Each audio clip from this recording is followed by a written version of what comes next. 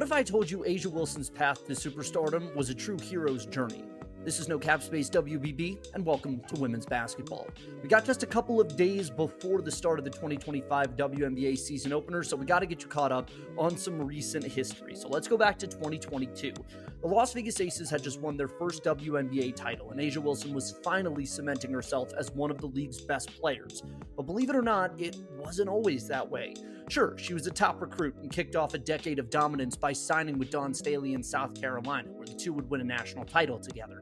Naturally, the Aces drafted her first overall, and she won WNBA Rookie of the Year honor in 2018 while being named an All-Star in just her first season. But the titles were never really preordained. They missed the playoffs in her rookie season amidst a massive rebuild in a brand new city, but they turned it around in 2019, advancing to the semifinals. They lose to Elena Delle Donne's Washington Mystics, who ended up winning the title that year. And then in 2020, in the Wubble, it became clear she and Seattle Storm forward Breanna Stewart would be destined to do battle as big rivals in the year ahead. Wilson was the MVP that year, Stewie nipped at her heels, but then the Storm would beat the Aces in the WNBA Finals that season. The very next season, the Aces again advanced to the semifinals, and in a pivotal matchup against the Phoenix Mercury, Wilson's game winner was blocked by Brittany Griner, and you started to wonder, are the Aces ever going to get over the hump? The very next year in 2022, Becky Hammon was hired as head coach, and the run was on in Vegas. She won her second MVP honor and was the Defensive Player of the Year while averaging 20 and 10 that season.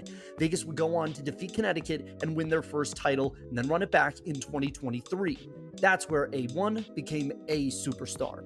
She scored a career-high 53 points in that regular season against the Atlanta Dream, tying the W's single-game scoring record while leading the league in points, rebounds, and blocks per game. Now, that fueled the Aces on to another playoff run. They repeated and won a title. Wilson got the better of her rival that year, averaging 23.8 points and 11.8 rebounds per game in that final matchup against Stewie's New York Liberty. We got only a couple days left, so come back tomorrow and we'll catch you up on more league lore right here, only on No Cap Space WBB.